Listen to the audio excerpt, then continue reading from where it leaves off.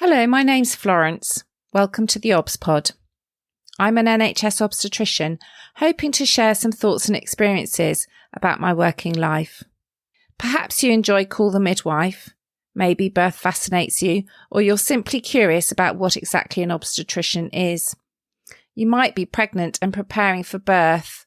Perhaps you work in maternity and want to know what makes your obstetric colleagues tick, or you want some fresh ideas and inspiration. Whichever of these is the case, and for that matter, anyone else that's interested, the theobspod is for you.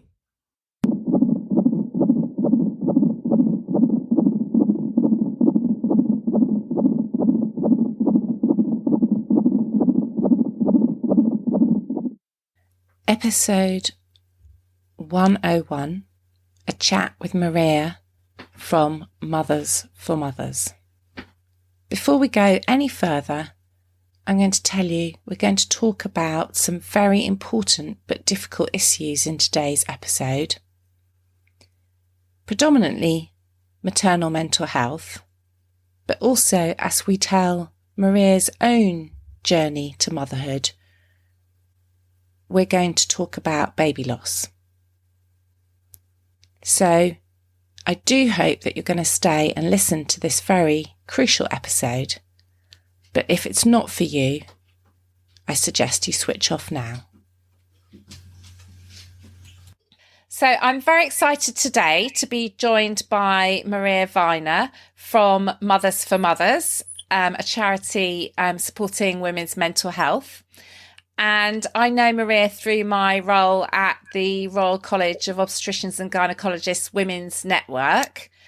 And she's very kindly agreed to come on today. And we're recording this episode particularly because it's about to be Maternal Mental Health Awareness Week. Welcome, Maria. Thank you, Florence. It's really great to be with you. Perhaps you could tell us just a little bit about yourself and how you kind of got involved in women's mental health, a bit about your story. Okay, yes, I'm happy to do that. I guess if I go back to the beginning and start with my journey into motherhood, which was difficult as it is for many women, I had a number of first trimester miscarriages and was sort of in a place where I was wondering, was this ever going to work for me, and would I ever become a mum, and would I ever have a successful pregnancy? And then I did, and I had an absolutely wonderful pregnancy where I felt really well all the way through, really enjoyed every moment of it, and planned a home birth. And I got to 41 weeks plus a few days and had a wellbeing check with my midwives, and they sent me to hospital for a scan. And it was snowing, and the hospital transport wasn't running because of the snow. So I walked up the hill to the hospital in the snow at 41 weeks plus and had my scan. And at the scan, it was noted that I'd had a loss of fluid, and also there were some decelerations in the baby's heartbeat, and they decided to induce me there and then. And of course, I was so positive about having my home birth. I didn't have a hospital bag with me or anything, and I wasn't prepared to stay in hospital to give birth. Right. But there I found myself in that situation, and very different one to the one that I'd imagined. And 19 hours after I was induced, my son was born actually in theatre with mid-cavity forceps and delivered onto my chest, and he cried once and was then rushed to NICU. And very sadly, 23 hours after he was born, he died in my arms. So that was sort of like the start of my motherhood, and, you know, obviously going through those. Devastating. It really was for me and for my husband, and going through those intense feelings of grief and those feelings of being a mother, but not necessarily being seen by everyone else as a mother because you don't have your baby with you. Yeah. But I guess with the benefit of hindsight, when I look back on that time, I grieved well. You know, I had a normal grief reaction and I grieved well. And I think when you go through something like that, you do find gifts. And I made so many friendships with other women who lived through something similar, who gave me strength to get through that time and to carry on. And, you know, some of those friendships are so strong, they're still in my life now. And that is a real gift that my son, William, gave to me, was the people that I met and the change that he made to my life, because, it, you know, going through something like that really does change fundamentally who you are as a person.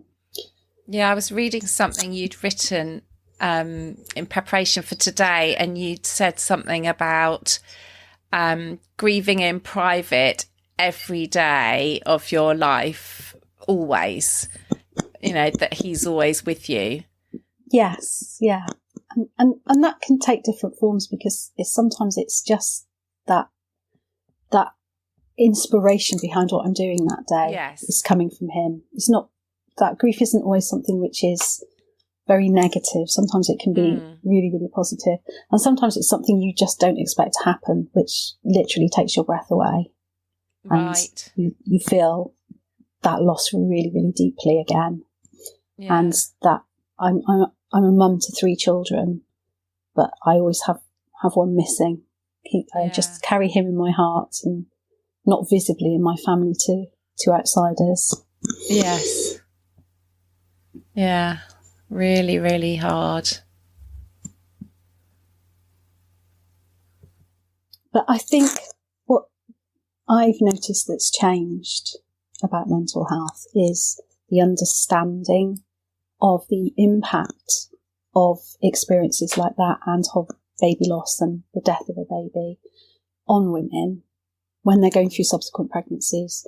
I think back at the time when I was living through that, there wasn't really an understanding of it. And I think we've really changed, and maternity services have really changed to understand that.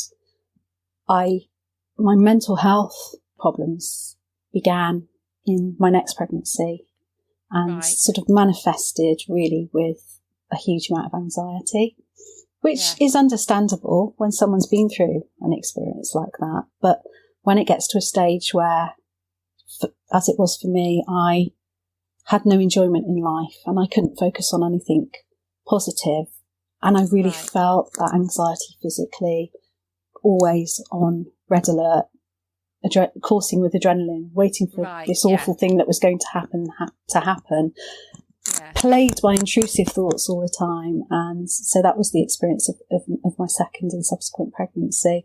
And I was well supported, really, really well supported by the maternity teams around me. I was under consultant care for that pregnancy. I had a fantastic consultant, and I was in that time under a team of continuity midwives who worked in the community and delivered in hospital, and I knew all of the team, and they were wonderful, and everyone was really, really supportive of me. So I was very lucky in that I had great care, but I still had that huge amount of anxiety that was very difficult to deal with during pregnancy.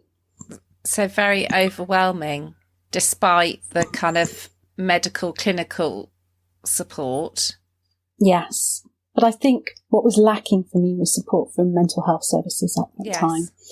And when I did speak to clinicians, professionals, whoever, it was almost the attitude of, well, that's in the past and you can forget about that, and this is a new pregnancy and that's what you need to concentrate on. And of course, it's not very easy to do that for some women. And particularly when that's been your only experience of pregnancy. Yes. All my pregnancy experiences were around loss. So miscarriages and then my son dying at such an early age. And I guess the loss of the birth experience that I'd hoped and wanted to have, which is another thing that lots of women also experience. And then, you know, I'm very lucky. I had a wonderful pregnancy with him, because my other pregnancies, although my care was fantastic, they weren't wonderful at all. Okay. So at least I do have one wonderful pregnancy to look back on and remember fondly. Yeah. That's really interesting. I hadn't thought about kind of being robbed of that birth experience in that way. I have had women say to me that they felt very sad that no one celebrated the birth of their baby, because everyone focused so much on the death of the baby that they didn't acknowledge that brief life that the baby had had and say, you know, congratulations on your son, and, you know, how special those however short moments must have been. And like you say, seeing you as a mother, even though your son was no longer with you. Yes, I can totally identify with that. And actually, we asked friends not to send us sympathy cards, but to just send cards or send new baby cards. We didn't want to receive sympathy cards, although we were grateful for people's feelings towards us. Yeah. And I think there's so many different circumstances in pregnancy where there are little layers of loss that just build up. And, you know, for example, some women who, you know, have a preterm labour and their baby's born early, they have a loss of the rest of their pregnancy.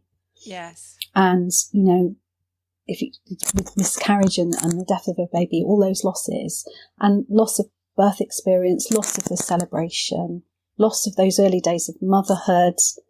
And I think there's also a loss of innocence. I think our antenatal education doesn't, understandably, in some respects, concentrate on everything that can go wrong, but actually it's not really addressed at all. And so for some people, it's a shock when things do go wrong.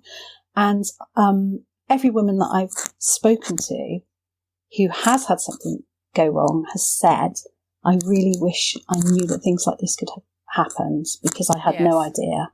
Right. And I do think, although obviously we don't ever want to be terrifying women who are having healthy pregnancies and will have a good birth, which is what they planned, and will have a healthy baby, we do need to be realistic in people's expectations. Yes.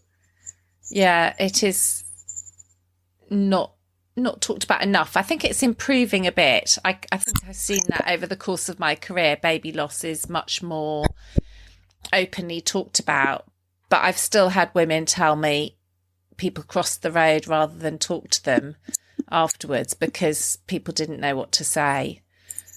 So it's surprising how common that is. It really is. I remember a neighbour doing that to me, and it almost feels like another loss, because that's a loss of someone you would have stopped and had a chat in the street with, who now doesn't want to know you because your story is just too sad for them. And, you know, we have to respect how other people feel and what they can manage in their lives at that moment in time. And there may have been a really good reason why she felt she couldn't stop and talk that day. But when you're living in that grieving, it really hurts when people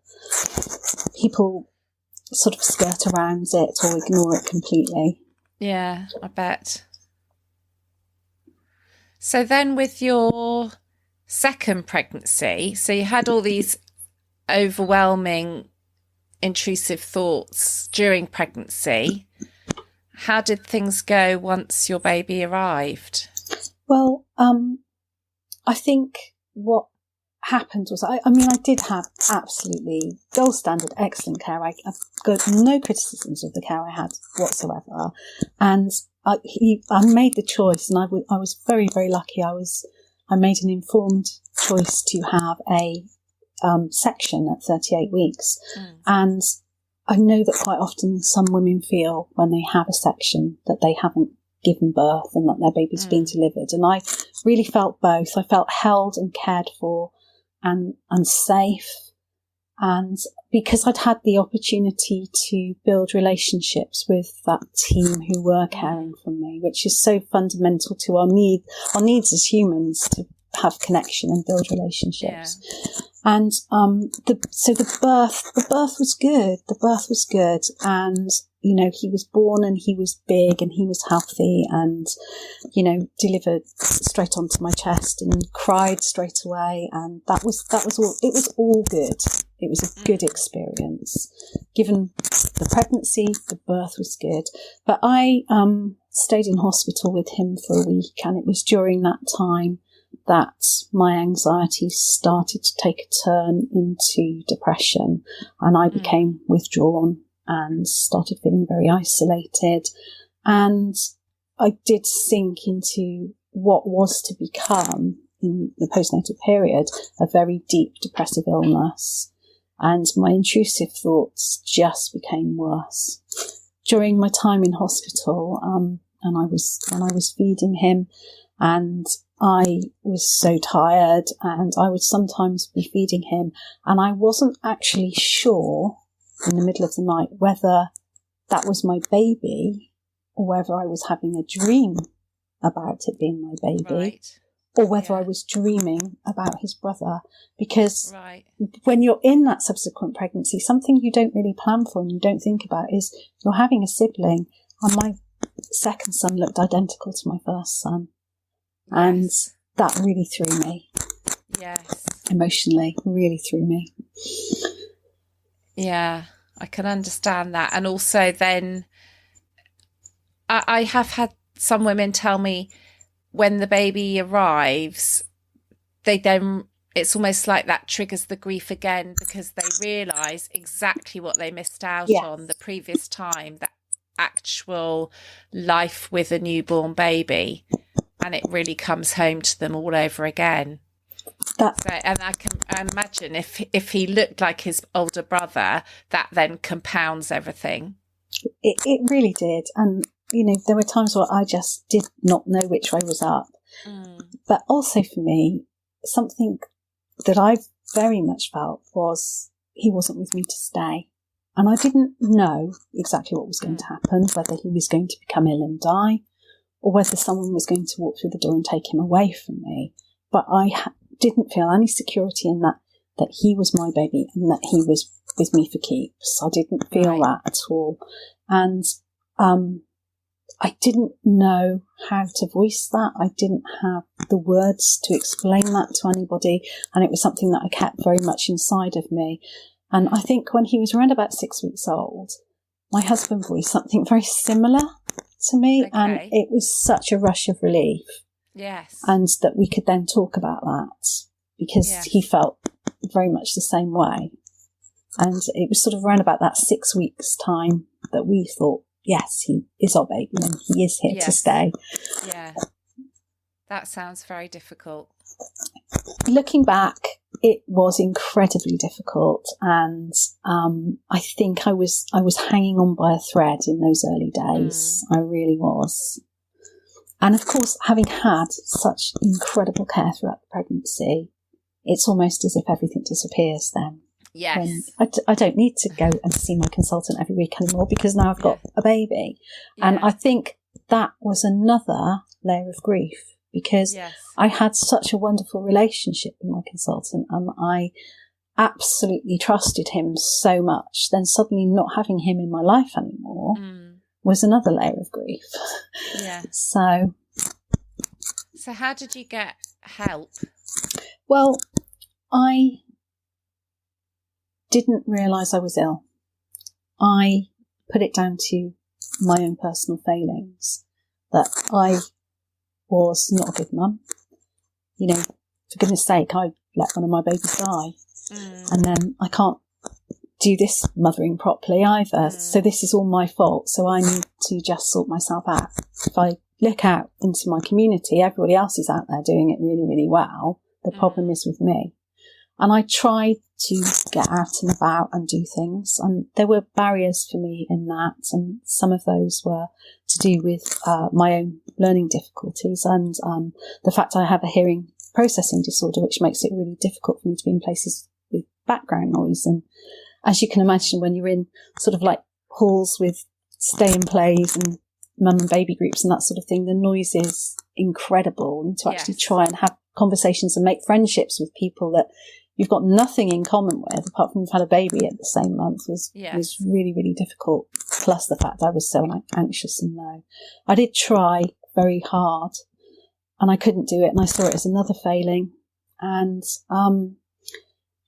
the intrusive thoughts came back really, really badly. And I started to have started to go down the route towards having maternal OCD. That became much worse later on, but at this point it was just the start of that. And I was somewhere one day, I think I was waiting for an appointment somewhere or something, and I noticed a poster on the wall which had lots and lots of words on it. And one of the words on it was lonely. And that really resonated with me, because I thought, I didn't think I was ill. I didn't realise I was ill, but I did feel really, really lonely. And that was a new emotion for me, because I am actually someone who's really comfortable in my own company. And I'm quite often absolutely surrounded by people, and I can't wait to go off and have some time on my own and refuel myself. So it was really new to me to feel lonely, but I felt absolutely devastatingly lonely, and I just didn't have anyone to share all of this with. And so I thought, well, I'll give them a call, and it might be, they might be able to help. And that was a poster for Mothers for Mothers. So I rang them and spoke to someone, and they asked me if I'd like a visit and if I'd like to go to their group. And I said yes, and I had a visit with one of the peer support workers, and she took me to the group, and it was almost like for the first time I could breathe again. I was somewhere where I felt safe again. I was with other women who understood.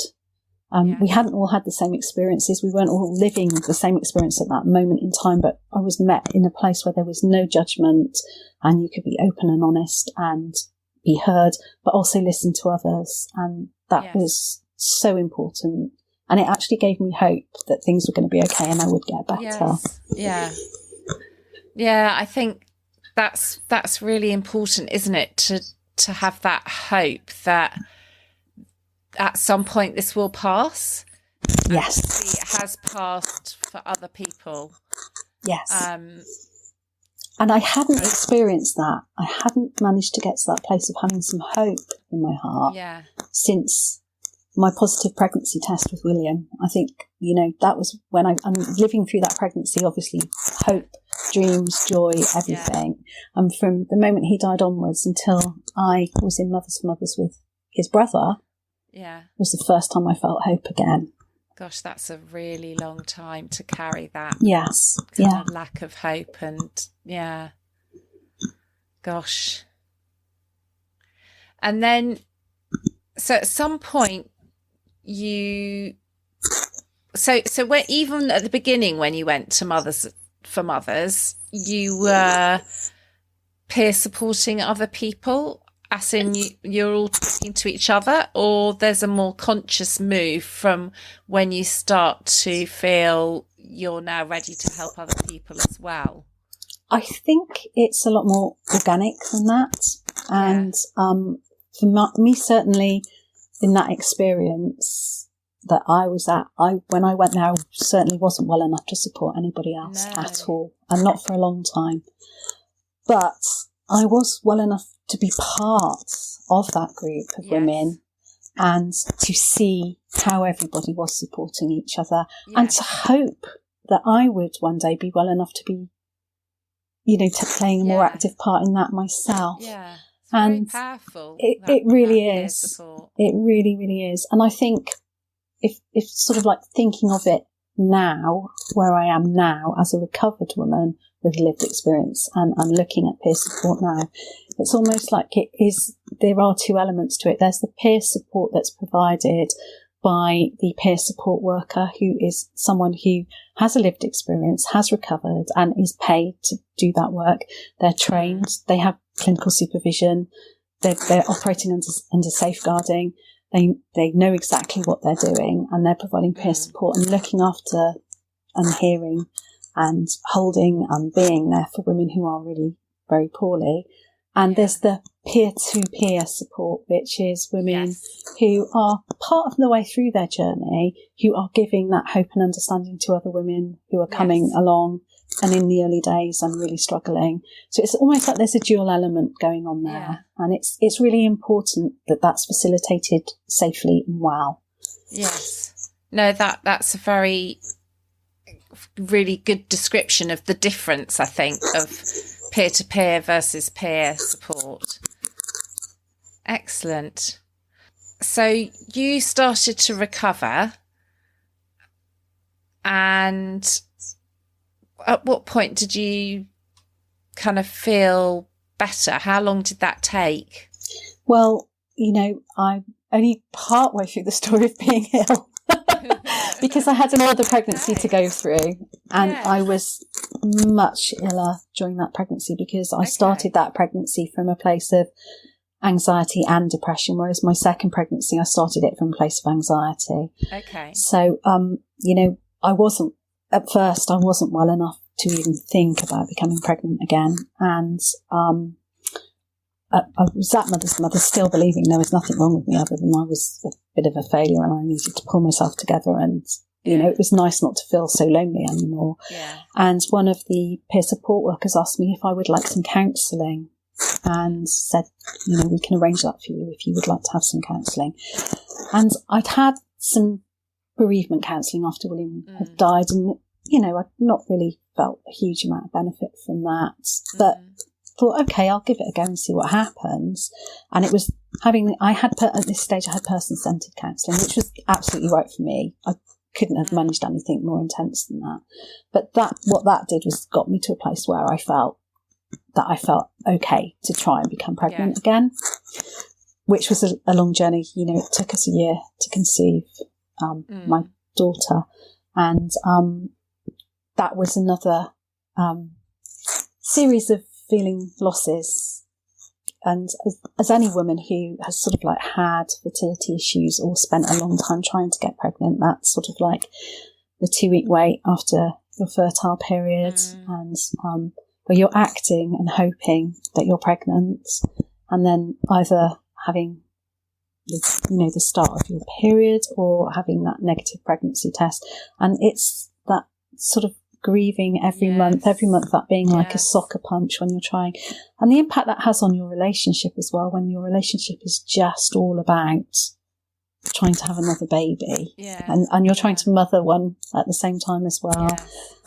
And it just becomes all consuming. And, that I was by this point, I was getting on and I went to my GP and, got sent for tests immediately because of my age. And, they weren't good results. And we sort of started to go down the, route of, investigations. But, very luckily I did fall pregnant on my birthday.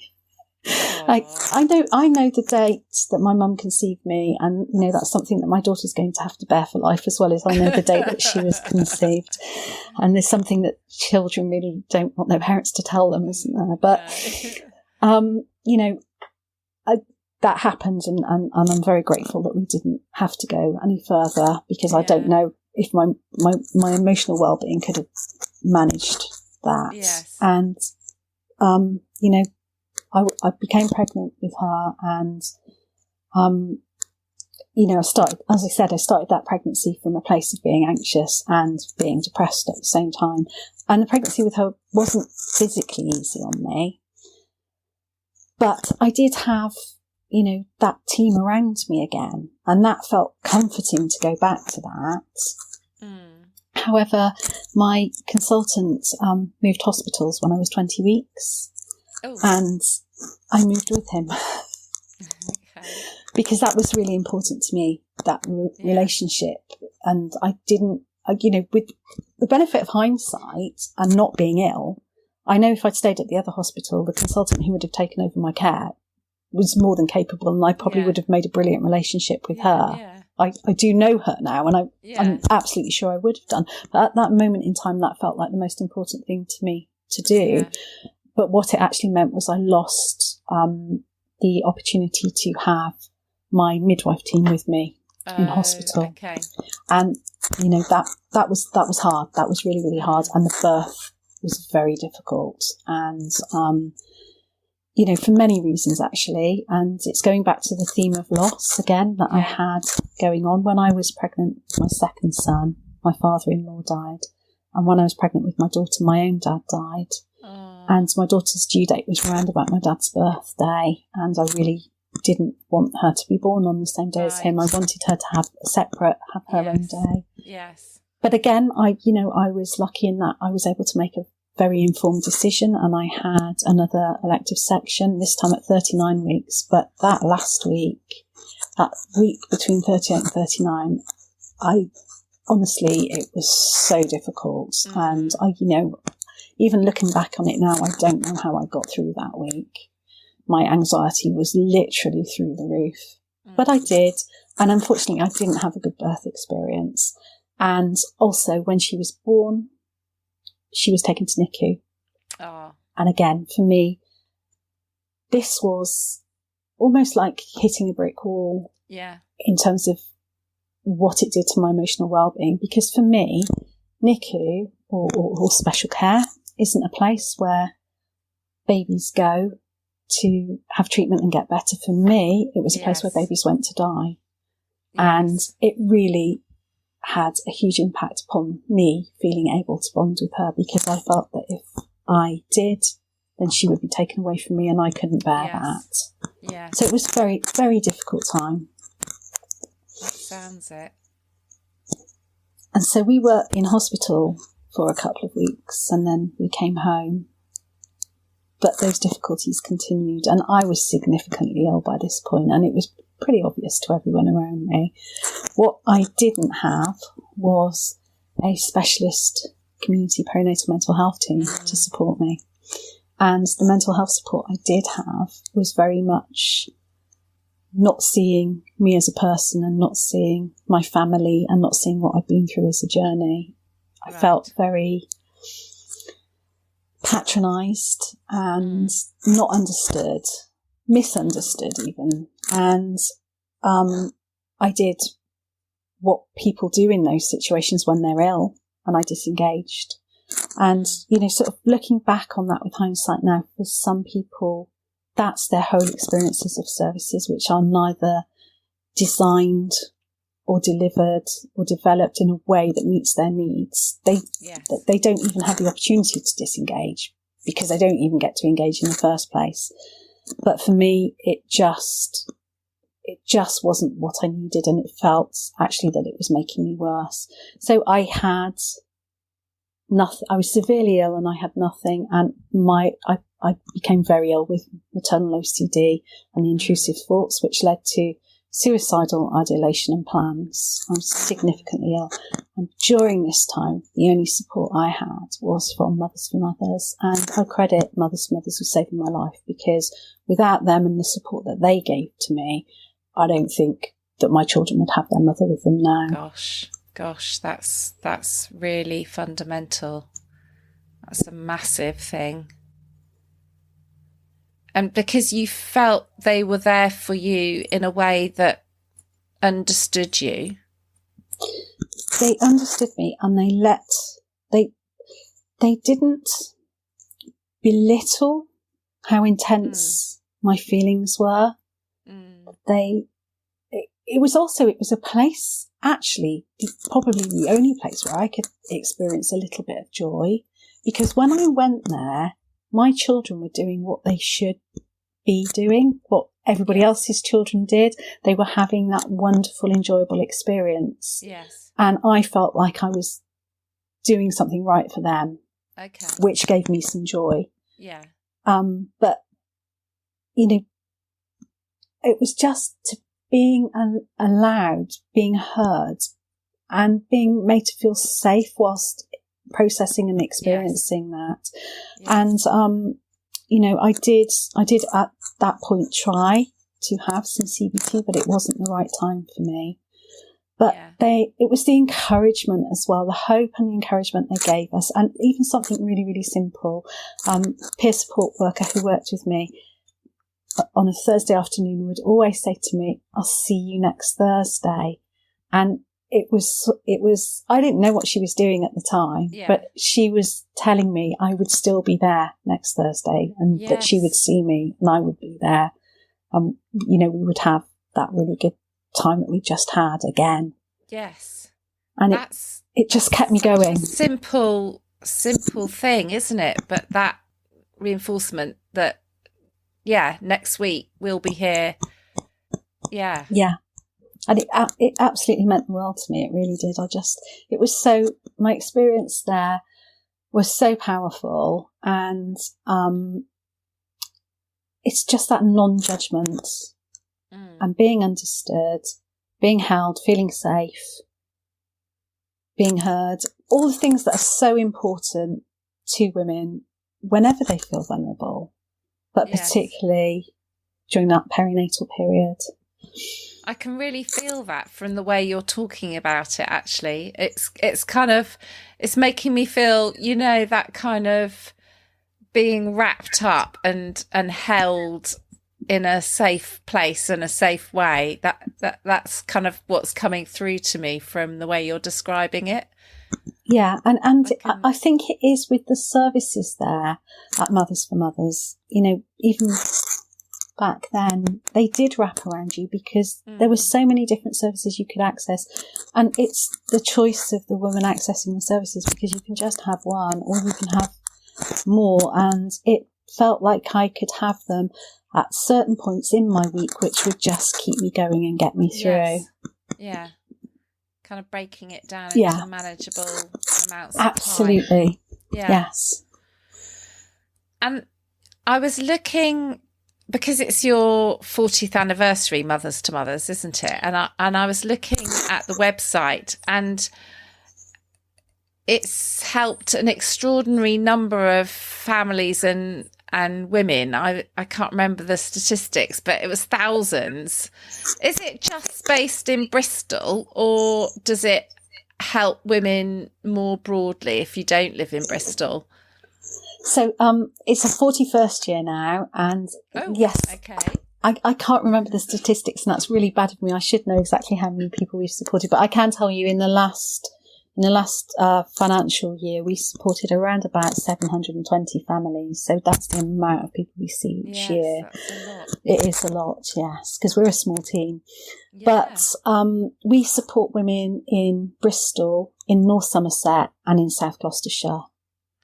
So it's a big area. Yeah, it's the patch of our CCG, and that's the area where we support people. Yes. And you do lots of interesting things, because I remember going to your virtual art exhibition, it blew me away, actually. So I do a perinatal mental health clinic, so they've invested more in the mental health services. I have a perinatal psychiatric colleague who comes to my antenatal clinic so that we can do pre-birth planning or some joint appointments for women that need it. Or women can come and see both of us in one trip. And when I went to the virtual exhibition, it kind of gets bumps, you know, there was that thing of, it drew me into how people were feeling, some of the images, and I think there was a poem or two as well. It was incredible that. And I imagine that kind of creative expression, for some women, that must be a really good outlet almost. Like you say, feeling heard, feeling listened to, but also being able to do something quite expressive with that. I think you're right, but I think it does go deeper than that, because for some of us, our experiences, and they can be around pregnancy and childbirth, or they may be experiences from many, many years ago, we may struggle to have the vocabulary to say those things out loud and to be heard and to be listened to and to be held.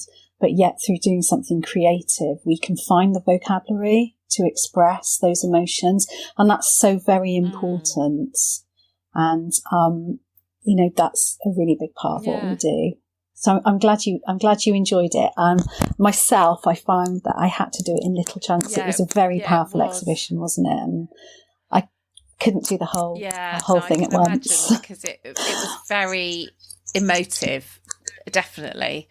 But I think a really good kind of glimpse into some of those feelings, because I think for maternity staff, sometimes it can be difficult to understand. So like you were saying, you didn't realise you were ill. And I think sometimes staff can find it difficult to understand, how can you not know you were ill? And absolutely, yeah. I myself have had depression, not anything to do with maternity. But I remember exactly that. I didn't know I was ill. And so but it wasn't until I had depression that I realised, after I was better, that one could be that unwell and not realise it, which sounds really stupid because absolutely, in medical school you're taught about insight and that people may or may not have insight. But people said to me after I was ill, colleagues, Florence, why didn't you say something? And it's like, well, I didn't say something because I didn't know. And you can't ask for help if you don't know you actually need help. So I completely get what you're saying about not knowing you were ill. And I think that's something that's very difficult for other people to realise. And I think some of the exhibition made me kind of see that and expressed some of that in a way that it's not just going up and tapping someone on the arm and saying, can I have some help, please? Yes. And I think, when I look back, I was so ill. It's how did I just not realise? But I think that's something that happens with depression is it does inhibit your cognition, and you do struggle. You're seeing things through a very different lens than you are normally in the world. And it is very hard to realise that what's happening to you is actually an illness rather than, and I think particularly in perinatal, rather than just, I'm having a bad day today, I'm having a bad week, this month is difficult, this period with the baby is hard for everybody. And it's really hard to see actually there's something more going on than this. And I think when we're talking to women and when we're trying to understand what women are experiencing, I think when your emotional well-being is hitting somewhere where you're not able to take joy from things you would normally take joy from, so seeing a friend, having, planning something enjoyable to do with a friend or with family, or the things that you would normally do, which would normally be your hobbies or your joy, whether they might be something sporty or reading or watching something on TV, when you're not able to take joy from those sorts of things, that's kind of a flag that actually there's something going on here with my emotional well-being. And the other thing is when it's having an impact on your ability just to function daily, to do the normal things you have to do to get through life daily. And I can remember when I had my support calls from Mothers for Mothers, my support worker who would ring me every week would ask me certain things if I'd done. And we knew if I'd done those things, I was going to be okay that day. And the days that I was struggling to do those things, she would stay on the line with me while I got them done. Sometimes they could be something as simple as opening the curtains in my bedroom. But, it's just if it's having an impact upon your ability to do your day-to-day things, then that's another sort of warning sign that maybe something is not as it should be. And this is a good time to try and talk to someone or try and seek some help or find something that will help you during this period. And for everybody, that's something different. And that's different because of many things. It's different because of services that are available in different areas. It's different based on people's personalities about what they feel comfortable to seek out and to do. And also stigma plays a part in that. So I've spoken an awful lot very publicly about my struggle with maternal mental health since my recovery. When I was ill, I have some friends who said they didn't even know I was ill because I didn't speak about it at all, and I masked. I did that thing that lots of women do, particularly in the workplace, and masked completely and just put my best face on and got through it. And, I didn't talk out about it because I felt deeply ashamed. Not that I was experiencing mental illness, but that I wasn't coping. And I think it's those expectations we have upon ourselves that we should always be able to cope with whatever life throws at us. And sometimes we need help. I thought what you said about blaming yourself and just, if I just try a bit harder, or if I'm just a better mother, or it will go away. It's me, it's my failing. That's something I totally recognise from when I was ill, of, well, I just need to man up and get on with this, don't I? I'm clearly just weak. I need to be stronger. I need to keep going. I need to keep trying. And that, like you're saying, not appreciating that it is an illness. It's not just I'm a bit down. It is something that making a superhuman effort isn't just going to make it go away. Is hard to recognise, isn't it? It is. It's very hard to recognise, and I guess if you are starting to recognise it, you always hope it's not true. Oh yeah, because you don't want it to be true, because you don't want to have to go down that route. But there is a lot of support out there, and as I said, it can be difficult to find the right support for somebody personally. But there is a lot of support out there, and once you start having that honest and open conversation with someone in your life, whoever that might be, it might be, if it's during your pregnancy, it might be one of your maternity care providers, or it may be someone in the postnatal period, your GP, your health visitor, or it might be a support group such as Mothers for Mothers, or a friend and family member. Once you start doing that, it does become a little bit easier to have those honest and open conversations. And sometimes, it really does start with talking to yourself about it, because we need to be honest with ourselves first before we can be honest with other people. And that's a hard step to take. I think that's very wise. To say, yes, you've got to be honest with yourself before you can start talking to other people. But I agree also about the stigma. I think I see that with women in clinic. They're perhaps frightened to admit they're not okay. And I guess because I'm now kind of running a maternal mental health clinic, I feel like I'm a bit more attuned to it, and I pick things up and then might ask them questions that perhaps other people wouldn't.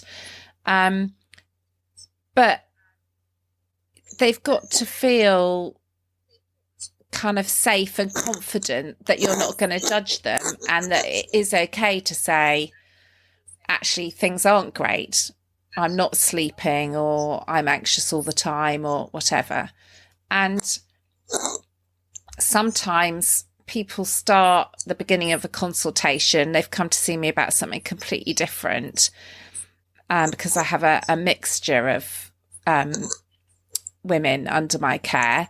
And so they may be in my clinic but not be a sort of designated mental health case, as it were.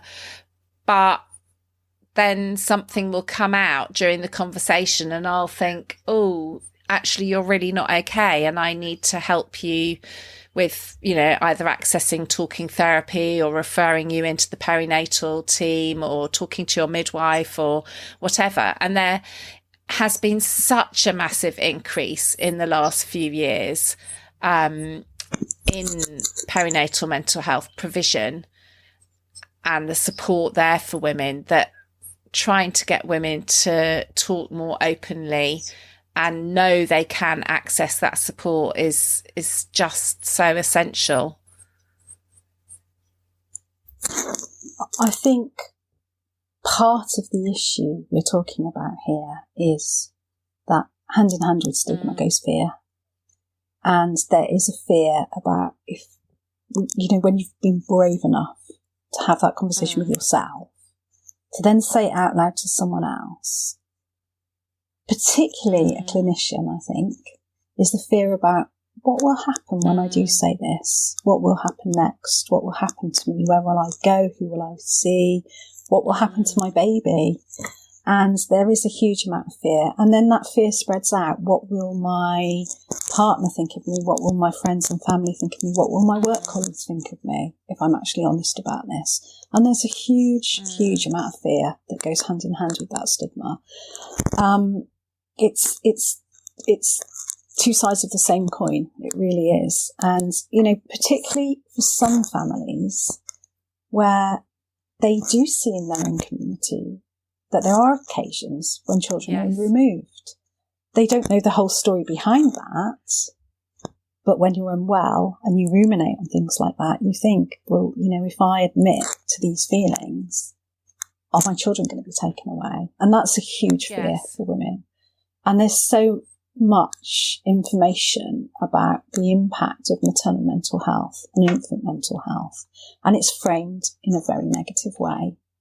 And it's almost like we're giving mothers another stick to beat themselves with. We should be very wary of that, because lots of women are doing things very instinctively that are really benefiting their child's, their infant's mental health without even knowing they're doing that. But if all they hear is, oh, because you've been ill, that's going to have a really negative impact upon your child, it's really unhelpful for their recovery and unhelpful for the long-term future for that family as a whole. I definitely see people jump into that, my baby's going to be taken away. And it's really hard because it's incredibly rare for that to happen, and usually for many, many complex reasons.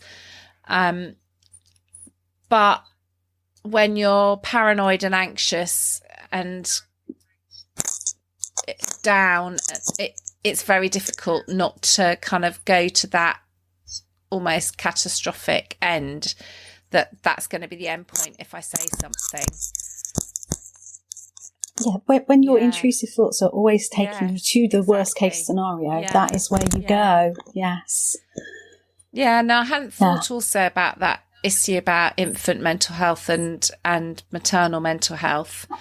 I think it's really, really poignant at the moment, given our experiences of the last couple of years and the impact that has had upon the children, upon the families who went through pregnancies and births during the pandemic, and particularly during the restrictions, and the babies born at that time, and the children we see now at Mothers for Mothers. And, we have noticed, developmental delay in speech and language and in fine motor skills. And Ofsted have, released a big report about this. And it's very hard for women who are ill because of the experience they've had during that time. We've at a grassroots level, we're seeing more birth trauma than we've ever seen before in our history. And it's like another layer of, this is something else that women will feel is their fault. Mothers for Mothers were addressing this by having a SEND support worker in our groups who is working in a very, it's amazing to sit back and watch her, because she's working in such a clever way, because she's doing all this developmental work with the children, but while she's doing it, she's modelling that to the mums, and the mums are doing it as well. And so it's not just happening for that 2 hours a week that they're with her, they're then going back and they're doing it at home. And it's things, little interventions like that. And for the families you're working with, of course, they don't think of it as an intervention. It isn't. There's somewhere that they're going where they're getting some benefit from being there.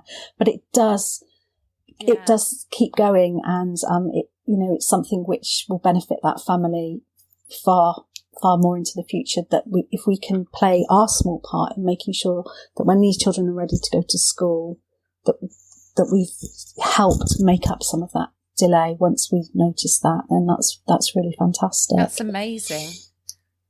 You've just got so much going on. But the important part about that from the Mothers for Mothers point of view is, by doing that work, that's having a really positive impact on mum's mental health, because we're doing something really positive with them and with their child. It's so important. No, and then there's that reinforcement that they're making that difference for their baby. And yes, and that this is not their fault, and every baby who's been through it is in the same boat, and we can all work together and make a difference there. Brilliant. So peer-to-peer support, peer support, art, child development. I mean, there's no end to your talents as a charity. It's absolutely phenomenal work. You must be incredibly proud. I'm really proud of my team. I mean, they have just worked at just so incredibly hard over the last couple of years, bearing in mind as well, they're all women of lived experience who have recovered. And I think we were all triggered by certain things during the last couple of years. And so they, were dealing with that from their own point of view. They all have young children at home who needed homeschooling, but they carried on working and carried on supporting the families we were working with. And, we were lucky in that we, found the resource for our most vulnerable families to keep seeing them face to face. And we changed our services. So instead of having our groups indoors, we went outdoors and had our nature and wellbeing walk and talk sessions. We did absolutely as much as we possibly could for families at that time, and they worked so hard, and I am incredibly proud of them. But it's a whole suite of services that we offer from pregnancy until the youngest child of the family goes to school, and from our antenatal and wellbeing and pregnancy classes through our helpline and our support calls, our groups, our one-to-one visits either at somebody's home or a place of their choice if they don't feel their home is a safe place to be. Taking people out into the community to do other things they need to do, and that might be to attend other services, medical appointments, whatever it is they need, or to make other connections in their community. And all the way through to our counselling and our art psychotherapy service, which is, free to women who are within our service, so accessible to everyone. And, art psychotherapy is quite often something which is only accessible to people with, means to pay. It's quite expensive, so it's fantastic that we can provide that. And of course, working alongside other services as well. So, we work closely with midwives, with health visitors, with GPs, with our hospital trusts, but in particular with, at the moment, with our mother and baby unit in our area, where we provide a peer support worker 1 day a week, and we also provide art psychotherapists 1 day a week. And it means that there's a possibility for women transitioning out of that service back to their community to have that continuity with us, because we will see them when they're a patient, but we also see them when they come home. So just really, really, like you said it before, wrapping ourselves around the women who need our support, and that's really, fundamental part of what we do. Totally amazing. But it's all down to having an amazing team, and I am really, really proud of them. Wow. Well, I feel like I've probably taken up enough of your valuable time. Is there anything in terms of sort of zesty bit you'd like people to take away from having listened to our conversation, do you think? I think my zesty bit's going to be really lame compared to the majority of your guests. I think mine is definitely going to be about listening and talking, making that connection. And I think it's for women and for our maternity care providers. I think, we've spoken in the past, Florence, about the fact that the maternity systems at the moment are under the largest amount of scrutiny they've ever been under. And, that's bound to have an impact upon women and birthing people who are using them. I think that, I'd like maternity care providers to take away, look, yes, please do listen to women and allow women the space to talk, but actually allow that for yourselves as well. and listen to your colleagues. So it's all about talking and listening, isn't it? Which is really basic. It's not though, and it's not lame at all. It's absolutely fundamental, and I think that's a really good message. Yeah, listening to women, but also listening to one another, and listening to one another, and just allowing each other space, I think, and the same with women, allowing women space to talk, because it's a really hard step for a lot of people to take. And I imagine within our hospital trust at the moment, for some professionals, it's a really hard step to take, to talk about something that's happening that they feel they need to talk about. And, you know, like I said, when I talked about, if it's impacting upon for maternity care providers, if it's impacting on the joy you get from doing your job, you need to talk to somebody about that. If something's happening that's doing that, you need to talk to somebody about that. And for women with their mental health, exactly the same. If it's impacting upon your ability to take joy from something, you need to find someone to talk to about that. And although that's hard, if we're all open and listening and talking to each other, it's going to make that process a little bit easier. I think that's very sound advice. Thank you. It's been an absolute pleasure to talk to you, actually. It's been a really lovely conversation. So thank you so much. Well, thank you very much for inviting me. It's an absolute honour to be part of this. Thank you.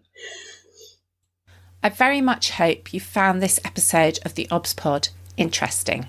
If you have, it'd be fantastic if you could subscribe, rate and review on whatever platform you find your podcasts, as well as recommending the theobspod to anyone you think might find it interesting. There's also tons of episodes to explore in my back catalogue, from clinical topics, my career and journey as an obstetrician, and life in the NHS more generally. I'd like to assure women I care for that I take confidentiality very seriously and take great care not to use any patient identifiable information unless I have expressly asked the permission of the person involved, on that rare occasion when it's been absolutely necessary. If you found this episode interesting and want to explore the subject a little more deeply, don't forget to take a look at the programme notes, where I've attached some links. If you want to get in touch to suggest topics for future episodes, you can find me at theobspod on Twitter and Instagram, and you can email me theobspod@gmail.com. Thank you for listening.